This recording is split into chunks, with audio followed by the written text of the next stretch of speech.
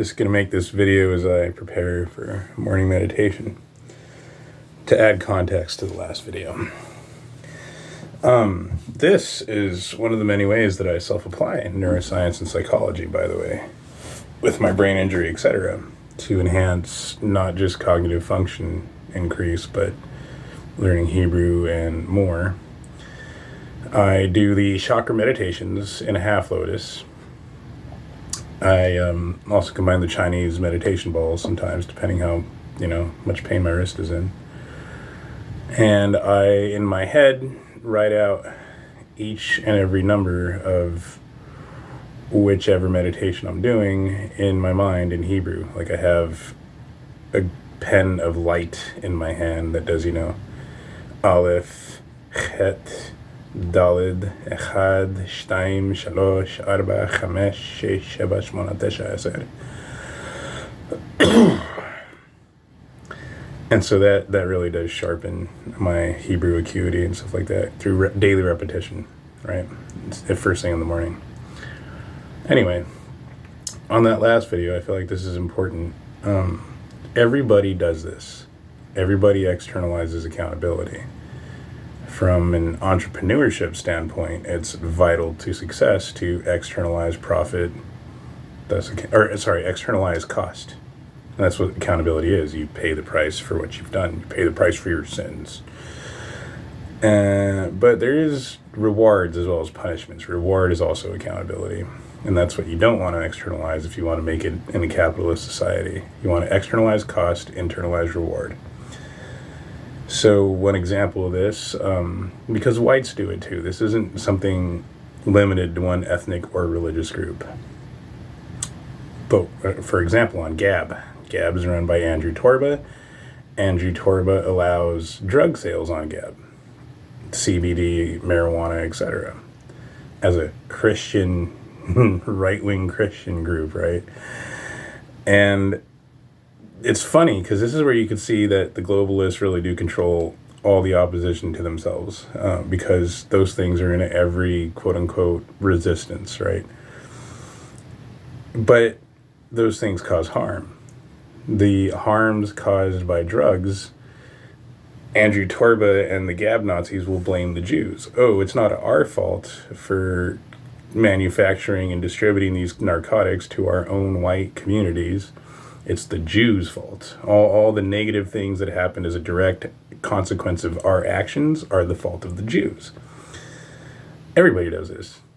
Everybody does this. Blacks will do this. Oh, it's not our fault. It's socioeconomic factors. It's Whitey's fault. Whitey blames the Jew. Blackie blames the Whitey. Jews blame the anti-Semites, and so forth and so on. Women blame men. Men blame women. The blame game. So this really gets into moral subjectivity and moral relativity. And I just want to be specific. I don't hate Jews, but I do hate specific behaviors no matter what the source may be. And those individualistic traits I was willing to overlook at a point. Recently, since October 7th, since the Hamas attacks, I was... I've come to this point a long time ago that my family is terrible, and therefore, because I'll do a timeline analysis later, hopefully, if YouTube doesn't ban my channel. Please don't. My family is, when I self-applied the timeline analysis with factor analysis overlapped, I identified my family as contributing factors to maladaptive thoughts and behavior. And I've reaffirmed this objectively every time I've tried to go back and, reunite with my family. They prove me right in my analysis. It's not me, it's them. They are destructive towards me. They are harmful to my life. They are not positively caring and supportive and pushing me up towards university, career goals, etc. They drive me down on purpose. The poor drag the poor down. The poor keep the poor poor. I have a whole bunch of theories about that and genetics as well, but different video. Anyhow, so I started to look at Israel as my new family, and Jews. Those are two separate things, but they have a lot of crossover, right? And I decided to put family over politics. See, my opinions are based on media that I've consumed that the state of Israel has been going through a lot of political unrest with Netanyahu's reforms. I agree with his reforms from an objective standpoint. It does make sense that one party shouldn't hold all the power and have a monopoly about which judges get appointed to those seats, among other things. And just like in America, the left wing will mask their greed with altruism. They'll say it's about human rights, gay rights, Black Lives Matter, but no, it's about money and power. That's all it is.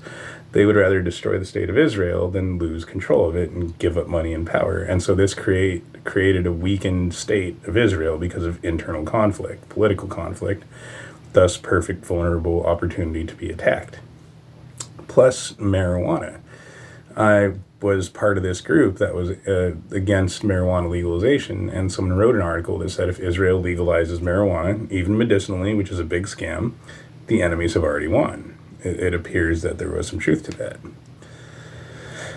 But being the voice of reason doesn't mean people will listen to you, of course. There is the asshole factor and the stupidity factor as well. But I digress. So family over politics, which means that I was going to overlook all those things. In the Learn Hebrew online courses, for example, there are Jews in America who have the gay pride flag with the Star of David on it. To me, that's very heretical. The Torah is very specific about that sort of thing. But I bite my tongue. I don't say anything. I just stoic. So yeah. Putting family over politics means letting go of this political division and just accepting all Jews as a family. In trying to do that, and trying to be as positive and supportive as I can, like I still don't want to let these negative experiences with Jewish individuals cause me to become or return to anti-Semitism. So I'm hoping that I can move past it. There's some sort of future resolution where I can still continue to learn Hebrew, still continue to convert to Judaism, but not give up the Western secularist thought either. Not give up the psychology, because there is a lot of pros and cons to both the Semitic thought, right? Neurolinguistics of the Hebrew Semitic thought, as well as Western, Anglo-Saxon sort of English thought. English is far superior in scientific classification and identification. I will challenge my Hebrew instructors to say, they'll say, challenge me, ask me to translate something into Hebrew, and I'll say, definitional parameters of differential equations. And they can't do it off the top of their head. They can't translate that into Hebrew, so haha, checkmate. I win. But at the same time, Hebrew has a lot of distinct superiority as well, so there is I don't want those things to conflict with each other. I want to sort of, converge them, both Western thought and Semitic thought. Hopefully it works, and hopefully YouTube doesn't ban my channel, so that way I can put up the timeline analysis. Bevakisha.